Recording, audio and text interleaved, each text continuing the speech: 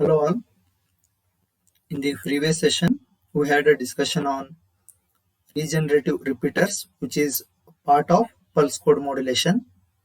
In today's session, we'll try to understand about the line codes, which are the actual electrical representations of digital bit stream or binary data representation in the form of electrical signals. So let us go through the details of it now. So line codes. The line code is the code used for data transmission of a digital signal over a transmission line. So when I say pulse code modulated signal, the end result of the pulse code modulated signal is bit stream, which is in terms of zeros and ones. How we are representing them? We are representing them as a electrical signals with some voltage level with desired characteristics, correct? And this process of coding is chosen so as to avoid overlap and distortion of signal, such as inter-symbol interference. Now, going through the different line codes, what we have to study are listed over here. They are unipolar, non-return to zero signaling. This line coding is also called as signaling. Polar, non-return to zero or NRZ signaling, which is polar. Unipolar return to zero signaling, commonly known as RZ, return to zero. Bipolar return to zero or BRZ signaling, which is also known as alternate mask inversion AMI code. Then we have split phase or Manchester code. Okay, let us try to understand how these codes are different from one another. Let us consider the binary data 01, 10, 10, 01. And as you can observe from the first line code representation, for the entire bit interval, the signal is present at the same voltage level. Bit 0, it is present at 0 voltage level, and for bit 1, the signal is present at voltage level A or amplitude A. So two ones are there for the complete interval of time, that is bit interval TB. These bits are having the same amplitude level. Now when it comes to the next bit 0, for the complete bit interval, it is at 0th level. So this kind of code where there is only one polarity of representation for the signal, and the signal present for the entire bit interval is called as unipolar non-return to zero. Unipolar because there is only one polarity and signal is not returning to zero in the midway of its bit interval, correct? This we'll understand when we see return to zero signaling. So here it is only one polarity, that's why you can call it as unipolar non-return to zero. The signal is present for the entire bit interval. Next, polar non-return to zero signaling, where you can see the difference here. Bit 0 is now represented by negative voltage level, whereas bit 1 is represented by positive voltage level. So it just resembles the square waves what we have studied, correct? So this is our polar non-return to zero. The difference is clearly visible, I hope. Now coming to unipolar return to zero signaling. Here unipolar means only one polarity. Return to zero, now you will understand. So bit 0 here you can see is represented for the entire time interval as voltage level 0, whereas bit 1 or symbol 1 is represented as plus or positive voltage level for the first half of the bit interval. If you consider this as the bit interval, then the next half the signal returns to 0. Let me show it. The signal returns to 0. Again, at the start of the next bit interval, that is for this one, the signal is at position plus A, that is positive amplitude level, and after half of the bit interval elapses, the signal goes back to 0 or it returns to 0. That's why it is called as return to 0 signaling. And since we are using only one polarity for representation, that is plus A, we can say it as unipolar return to 0 signaling. Okay, now the next one we have is bipolar return to 0 or BRZ signaling, or with the another name alternate mask inversion AMI. Here it is return to 0, evident from the name, and it is bipolar. Here 0 is represented by voltage level 0 and alternative ones are amplitude inverted. That is, for first bit, that is 0, we have voltage level 0. Next bit we have is 1. So for half of the bit interval, signal will be in the positive amplitude level. It will return to 0 after half of the bit interval. For the next bit, if it is 0, the signal will continue in the 0th level. If it is 1, the amplitude level of the signal is inverted, that is minus A. For this one plus A, for the next one minus A, in between the signal returns to 0. Here also from negative voltage level, signal is returning to 0 after half the bit interval elapses. Next bit is 0, so you will not get any voltage level here. Then you can observe the next bit after this 0 is 1.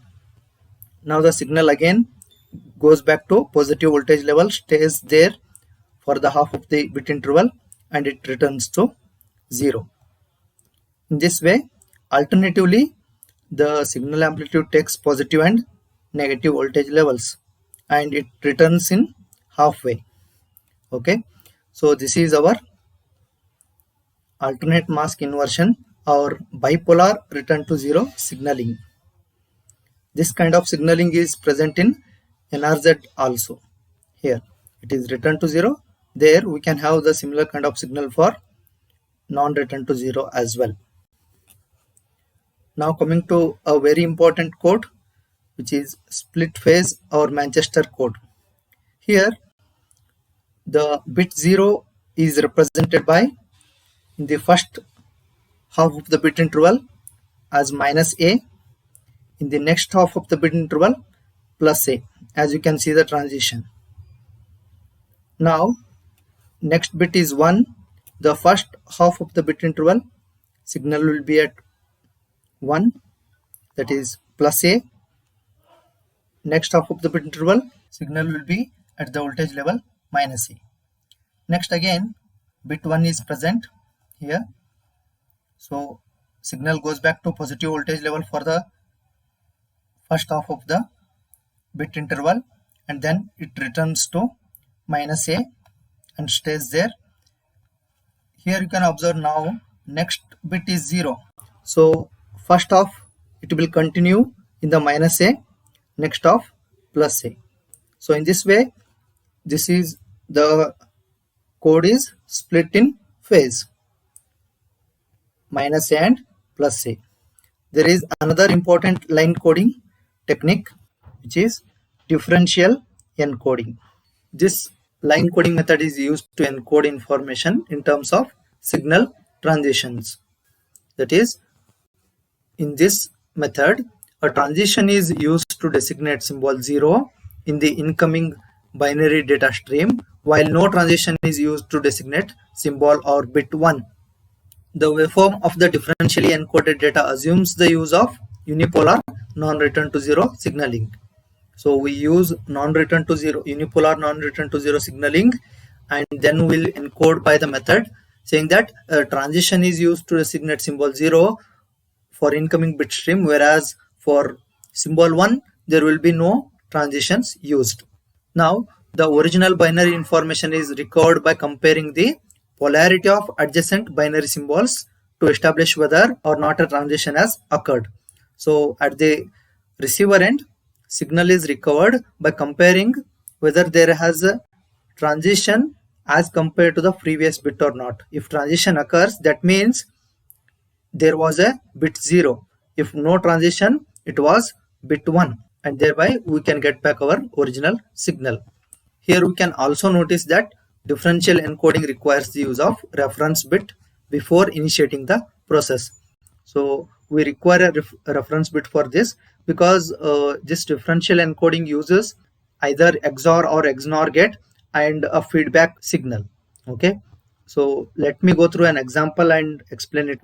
Consider this circuit where one input of the XNOR gate is fed with the incoming original binary data, this bit stream you can say, and another input is from the feedback with 1 bit delay. This is a 1 bit delay introduced here. So output Y is delayed by 1 bit and it is fed to the XNOR gate. Here the initial reference bit is considered to be bit 1 or symbol 1. Now coming to here, differentially encoded data can be obtained by ignoring incoming data with the initial reference bit, that is 1 XNOR 0 is 0. This output is now input for the XNOR gate here and it is XNORed with